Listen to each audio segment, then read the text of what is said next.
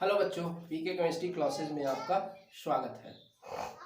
तो आज हम सरफेस केमिस्ट्री से उत्प्रेरक जो चल रहा था आपका, तो उसके बारे में एक टॉपिक है आकृति वर्णात्मक या चयनात्मक उत्प्रेरक अथवा जियोलाइट। तो इसके बारे में आज हम देखते हैं।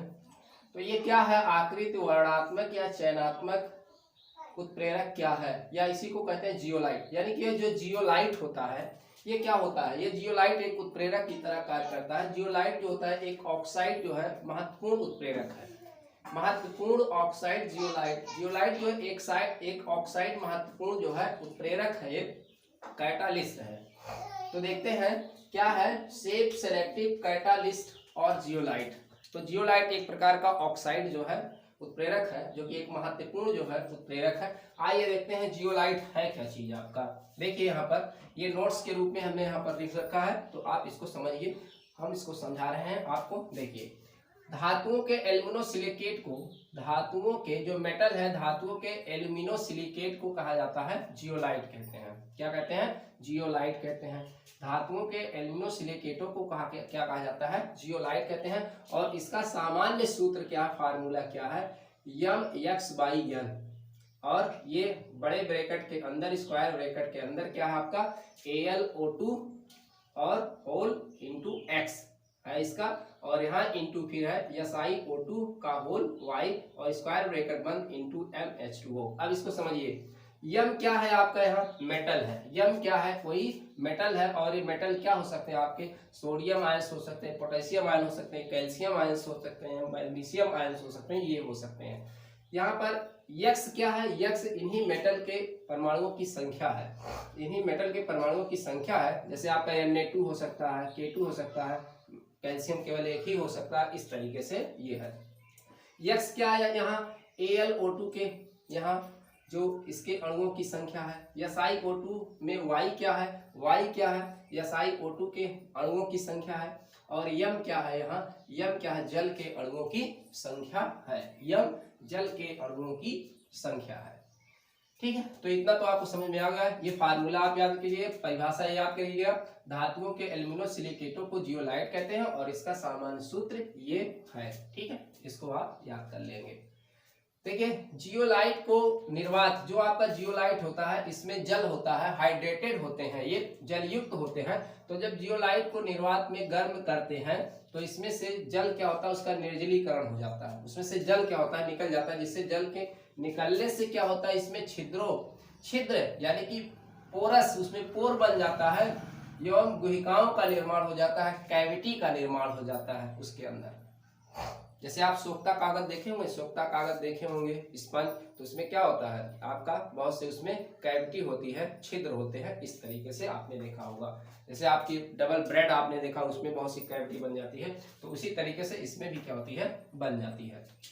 और ये कैसे दिखने लगती है, जैसे मधुमक्खी के छत्ते के समान दिखने लगती है। तो मधुमक्खी के छत्ते में आपने देखा होगा बहुत से कैविटी सेल जैसे चैम्बर बन जाते हैं, उसी तरीके से इसमें भी आपको दिखाई देते हैं। और इन छिद्रों का आकार कितना होता है, इन छिद्रों का आकार 2.60 एंगस्ट्रॉम से लेकर 7.40 एंगस्ट्रॉम तक होता है। ठीक है, ये इसके आकार होता है, ये इसका साइज ये होता है, इनके छिद्रों का आकार होता है। इस प्रकार जियोलाइट एक त्रिविमीय नेटवर्क वाले सूक्ष्म सरंध्र एल्यूमिनोसिलिकेट होते हैं। तो इनका पूरा नेटवर्क होता है, जैसे एकदम पूरा नेटवर्क देखते हैं ना, मतलब कि छत में एक नेटवर्क जैसा जाल बन जाता है, उसी तरीके से क्या है, जियोलाइट जो होते हैं एक 3D नेटवर्क वाले क्या होते हैं, सूक्ष्म सरंध्र एल्यूमिनोसिलिकेट होते हैं। और इन सिलिकेटों में कुछ सिलिकॉन परमाणु, जो सिलिकेट आपस में क्या होते हैं, जुड़े रहते हैं। इस तरीके से सिलिका आपस में क्या होते हैं, जुड़े होते हैं, इस तरीके से सिलिका जुड़े होते हैं। तो सिलिका के ऑक्साइड होते हैं और इनसे ऑक्सीजन जुड़े होते हैं। इनसे क्या होते हैं, सिलिका से क्या होते हैं, ऑक्सीजन क्या होते हैं, जुड़े होते हैं। तो इन्हें ऐसे सिलिका से ऑक्सीजन, सिलिका और फिर ऑक्सीजन, सिलिका फिर ऑक्सीजन, इस तरीके से इनका नेटवर्क होता है, ये जुड़े होते हैं सिलिका। तो सिलिका से ऑक्सीजन, ऑक्सीजन चारों तरफ से, फिर सिलिका फिर ऑक्सीजन, इस तरीके से जुड़े होते हैं। तो कह रहा इन्हीं क्या करते हैं, इन सिलिकेटों में कुछ सिलिकॉन परमाणु क्या होते हैं, एल्युमिनियम परमाणुओं के द्वारा, एल्युमिनियम परमाणु के द्वारा, जैसे ये आपका है, ये हट जाए और इसके स्थान पर क्या आ जाए, एल्युमिनियम। ठीक है, एल्युमिनियम परमाणु द्वारा प्रतिस्थापित होकर AlOSi की जो है ढांचा एक स्ट्रक्चर बना लेते हैं। अतः जियोलाइटों में सिलिका की एक क्या होती है, बहुत महत्वपूर्ण है, एक ओपन स्ट्रक्चर पाई जाती है, विवित्र संरचना पाई जाती है, खुली संरचना इसमें पाई जाती है, जिससे इनकी सांद्रता काफी अधिक हो जाती है। पोरेसिटी जो इनकी होती है, छिद्रता जो होती है, वो काफी अधिक इसमें आपको देखने को मिलती है। इन छिद्रों, जो अब इसमें छिद्र का निर्माण हो रहा है, इन छिद्रों के द्वारा निश्चित आकार के अभिकारक अणुओं का अधिशोषण किया जा सकता है। ठीक है, अब जो इनमें छिद्र पोरस जो बन गए हैं, पोरोसिटी जो हो गई है इसमें, तो इसमें कुछ निश्चित आकार के अणुओं का ही केवल अधिशोषित कर सकते हैं। जैसे आपके छोटे आकार के अगर बहुत ज्यादा अणु छिद्रों से छोटे आकार के अगर आपके अभिकारक अणु है, तो उनमें से फिसल कर क्या हो जाएंगे, वो बाहर निकल जाएंगे। और अगर उससे कहीं उस छिद्रों के आकार से बड़े आकार के अभिकारक अणु आ गए हैं, तो वो उसकी सतह पर अधिशोषित भी नहीं हो सकते हैं। ठीक है, तो एक अभिकारक अणुओं का, जो अभिकारक आपके अणु आ रहे हैं उसकी सतह पर, उनका आकार कैसा होना चाहिए, उन छिद्रों के आकार के एकदम लगभग क्या होना चाहिए, बराबर इक्वल होना चाहिए, तभी तो वो जाकर उसकी सतह पर क्या हो सकते हैं, अधिशोषित हो सकते हैं। जैसे एक कप लाइक का हो, जैसे इसमें देखिए, इसके जो है, इसके जो छिद्र है, इसके जो छिद्र है, ये इसमें कब कैसे समा सकते हैं, जब इनका आकार लगभग क्या होगा, सेम होगा, तभी तो इसमें क्या होंगे, समा सकते हैं। ठीक है, इसी तरीके से इनके कणों का आकार क्या होना चाहिए, जैसे ये है, इसमें पोरोसिटी है, छिद्र है, तो इसमें इसका भी आकार ऐसा ही होगा, इसी साइज का, तो इसमें क्या होंगे, यहाँ की जो साइज है ऐसी ही होगी लगभग इसके छिद्रों के आकार का, तो इसमें समा सकते हैं, ऐसा ही होना चाहिए यहाँ पर। आइए देखते हैं क्या ऐसा छोटे आकार के, देखिए छोटे आकार के अणु छिद्रों से फिसल कर बाहर निकल जाते हैं और बड़े आकार के अणु अधिशोषित हो ही नहीं पाते हैं। यह प्रक्रिया क्या कहलाती है, इसी प्रक्रिया को हम कहते हैं क्या, ना तो छोटे को इसने लिया, ना तो बड़े को इसने लिया, तो फिर किसको लिया, जो इसके आकार के सेम के थे, तो यह प्रक्रिया क्या कहलाती है, वर्णात्मक अधिशोषण कहलाती है। इसी प्रक्रिया को क्या कहते हैं, वर्णात्मक अधिशोषण कहते हैं। अतः जियोलाइटों को आकृति वर्णात्मक उत्प्रेरक भी कहते हैं। जियोलाइट को क्या कहते हैं, इसीलिए आकृति वर्णात्मक, क्योंकि अपने आकार के अनुसार ही वर्ण कर रही है अभिकारक अणुओं को, इसलिए इसे कहा जाता है आकृति वर्णात्मक उत्प्रेरक भी इसको हम कहते हैं। अतः जियोलाइट की आकृति वर्णात्मक उत्प्रेरण की घटना अभिकारक अणुओं के आकार एवं उत्प्रेरक माने जो आपके जियोलाइट उत्प्रेरक का काम कर रहे हैं, सूक्ष्म आकार पर निर्भर करती है। तो ये अभिकारक अणुओं के आकार पर डिपेंड करती है, और जो आपका ठोस उत्प्रेरक जियोलाइट है उसके आकार पर भी, ये छिद्र के आकार पर ये भी डिपेंड करती है, इसलिए इसे आकृति वर्णात्मक उत्प्रेरण कहते हैं हम इसको। जियोलाइट की सक्रियता सूक्ष्म रंध्रों की आकृति पर निर्भर करती है। जियोलाइट की जो सक्रियता होती है, किसी जियोलाइट की जो सक्रियता होती है, वो किस बात पर डिपेंड करती है, वो सूक्ष्म रंध्रों की आकृति पर ये बात डिपेंड करती है। अतः इस जियोलाइट को हम क्या कहते हैं, आणविक छलनी के नाम से भी, आणविक मॉलिक्यूलर शेप के नाम से भी इसको हम जानते हैं। ठीक है, तो इतना तो आपको समझ में आया हुआ है, एक दो बार इसको आप रिपीट कर लेंगे तो ये आपको जो है बढ़िया से तैयार हो जाएगा। ओके,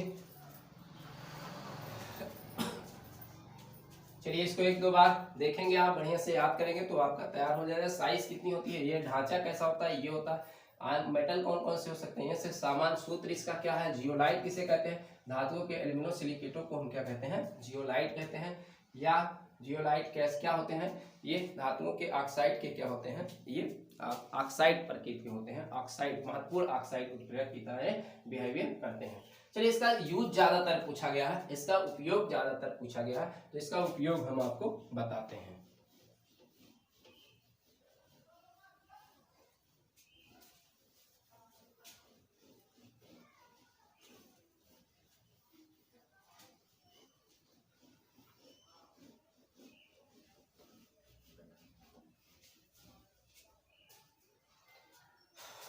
जियोलाइट के उपयोग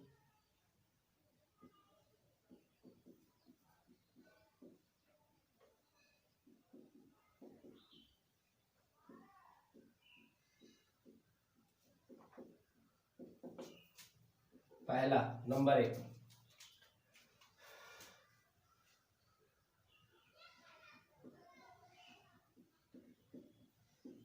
जियोलाइट उत्प्रेरक का उपयोग बड़े पैमाने पर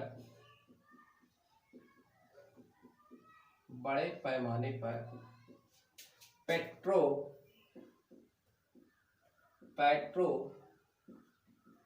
रसायन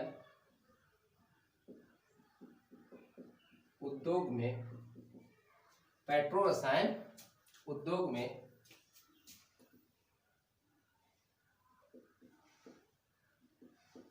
हाइड्रोकार्बन्स के भंजन यानी कि क्रैकिंग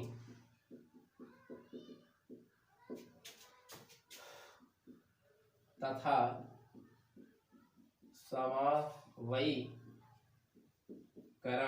यानी कि आइसोमेरिजेशन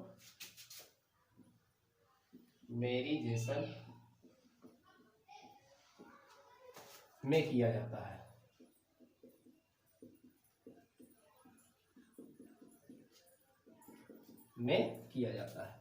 समावयीकरण में किया जाता है, भंजन में किया जाता है। तो भंजन क्या होता है? मतलब उच्च ताप पर उच्च हाइड्रोकार्बन के अणुओं का निम्नतम हाइड्रोकार्बन में परिवर्तित करने की प्रक्रिया क्या कहलाती है? भंजन कहलाती है। ठीक है, उच्च ताप पर उच्चतर एल्केनों का निम्नतम एल्केनों में परिवर्तित करने की क्रिया क्या कहलाती है? भंजन कहलाती है, क्रैकिंग कहलाती है।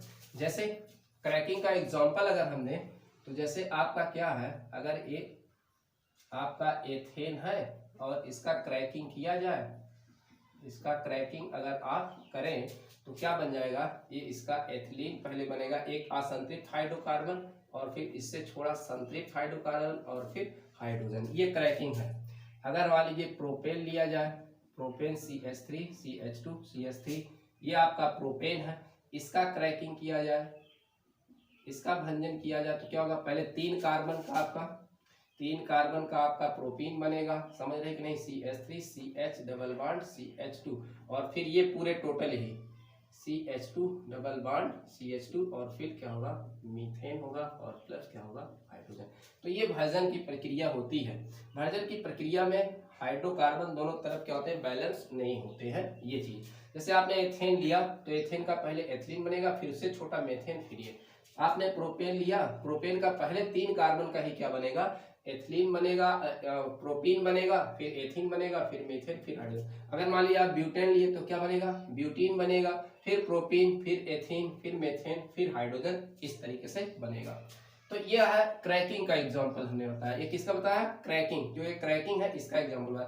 अब समावयीकरण का एग्जांपल क्या है?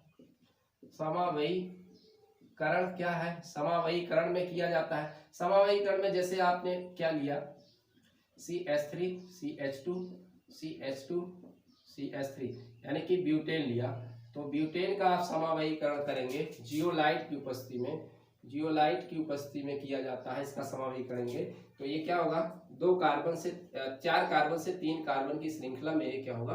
बन जाएगा। तो यानी कि ये बन जाएगा आपका यहाँ पर, ठीक है। ये तो ये आइसो ब्यूटेन बन जाएगा आपका, iso butane. Butane normal butane से आइसो ब्यूटेन, इसको कहते हैं समावयीकरण कहते हैं। यानी कि हाइड्रोकार्बन का मतलब जिनके अणुसूत्र एक ही होते हैं पर संरचना सूत्र क्या हो जाते हैं? अलग अलग हो जाते हैं। इसको हम एक दूसरे के क्या कहते हैं? आइसोमर्स कहते हैं। इस प्रकार की घटना को क्या कहते हैं? आइसोमेरिजेशन कहते हैं, समावयीकरण कहा जाता है। ठीक है, तो इस तरीके से समावयीकरण जो है किया जाता है। जैसे आपको पेंटेन की स्ट्रक्चर मालूम है, पेंटेन के नॉर्मल पेंटेन, आइसोपेंटेन, नियोपेंटेन, इस तरीके से ये समावयीकरण जियोलाइट की उपस्थिति में आप कर सकते हैं। ठीक है, ओके। तो ये पहला उपयोग याद रखना, इसका उपयोग ही बहुत ज्यादा इंपॉर्टेंट मायने रखता है।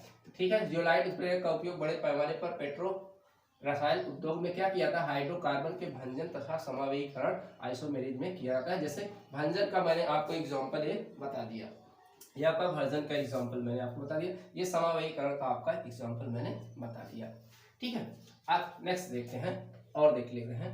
पहला आपका यूज हो गया, अब दूसरा यूज देते हैं। ये तो आप नोट कर लेंगे, इसको नोट कर लीजिएगा। दूसरा यूज हम देखते हैं इसका,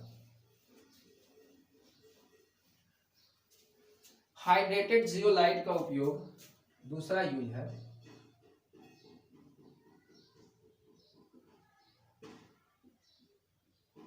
हाइड्रेटेड जियोलाइट का उपयोग कठोर जल को मृदु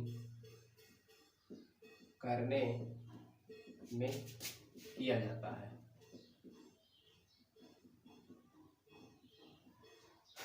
जो हार्ड वाटर होता है, हार्ड वाटर को चेंज किया जाता है किसमें? सॉफ्ट वाटर में चेंज किया जाता है। हाइड्रेटेड जियोलाइट, हाइड्रेटेड जियोलाइट क्या है आपका? हाइड्रेटेड जियोलाइट है, यह आपने फार्मूला पढ़ा हुआ है Na2Al2SI2O8 ये जियोलाइट है। आपने जल के शुद्धिकरण में कठोर जल को मृदु जल में बदलने के लिए इस जियोलाइट का उपयोग किया गया था, जिसको क्या कहते हैं? परम्यूटेट भी कहते हैं। परम्यूटेट विधि से क्या कहते हैं? परम्यूटेट मेथड से जो है किया था, इसको परम्यूटेट विधि भी कहा जाता है। तो ये जियोलाइट का, हाइड्रेटेड जियोलाइट का उपयोग है। तो ये क्या करता है?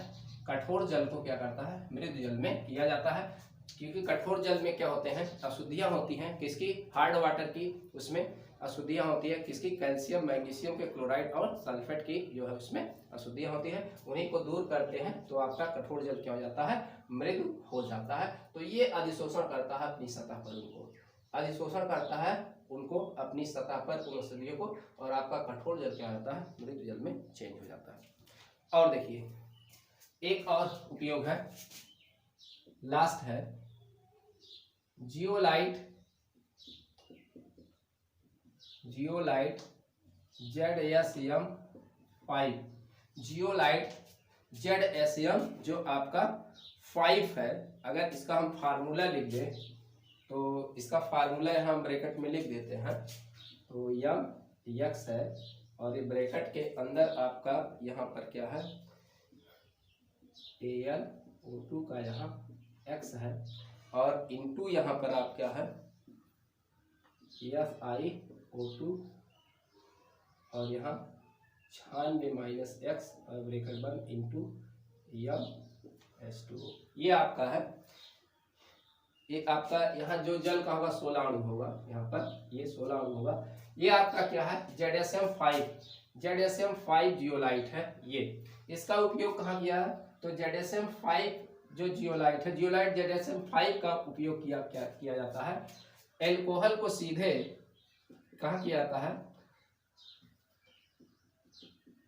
एल्कोहल्स को सीधे गैसोलीन में परिवर्तित करता है। गैसोलीन में परिवर्तित करता है। गैसोलीन का मतलब समझ रहे हैं? पेट्रोल। पेट्रोल में जो है इसको परिवर्तित करता है। ठीक है, तो ये क्या करता है? इसको पेट्रोल में चेंज करता है। और मेथिल एल्कोहल को ऐसे क्या करता है? जो मेथिल एल्कोहल होता है, मेथिल एल्कोहल को कार्बिन में चेंज करता है। कार्बिन में चेंज करता है। और कार्बिन है क्या आपका? ये CH2, ये कार्बिन है। और यही कार्बिन फिर मिलकर क्या बनाते हैं? कार्बिन मिलकर, ये जो आपका कार्बिन है, यही कार्बिन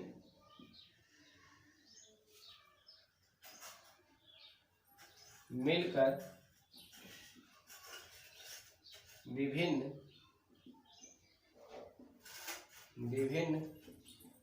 हाइड्रोकार्बन का मिश्रण बना लेती हैं। ठीक है, तो यही कार्बन आपस में मिलकर क्या बना लेती है? हाइड्रोकार्बन का मिश्रण जो है बना लेती हैं, जिसमें आपका बेंजीन है, टालवीन है, आइसोबेंजीन है, एथेन है, ये सब का मिश्रण जो है बन जाता है। ठीक, ओके। तो इस तरीके से यूज इनका याद रहे। तो यूज क्या है? तो बड़े पैमाने पर इसका उपयोग क्या किया जाता है? जियोलाइट का पेट्रो रसायन उद्योग में किया जाता है। किसको? हाइड्रोकार्बन के भंजन एवं समावेशीकरण में किया जाता है। और जियोलाइट, हाइड्रेटेड जियोलाइट का उपयोग कहाँ किया जाता है? कठोर जल को जल में चेंज करने में किया जाता है। और जियोलाइट ZSM5 का उपयोग कहाँ किया जाता है? एल्कोहल के सीधे गैसोलीन यानी कि पेट्रोल में चेंज करने में किया जाता है। और मेथिल एल्कोहल को क्या किया जाता है? कार्बिन में चेंज करता है, कार्बिन है, और कार्बिन मिलकर विभिन्न हाइड्रोकार्बन का मिश्रण बना लेती है, और इसका भी उपयोग जो है ईंधन के रूप में किया जाता है। तो ये रहे आपके जियोलाइटों के उपयोग, और जियोलाइट क्या होता है इसके बारे में आपको बताया गया।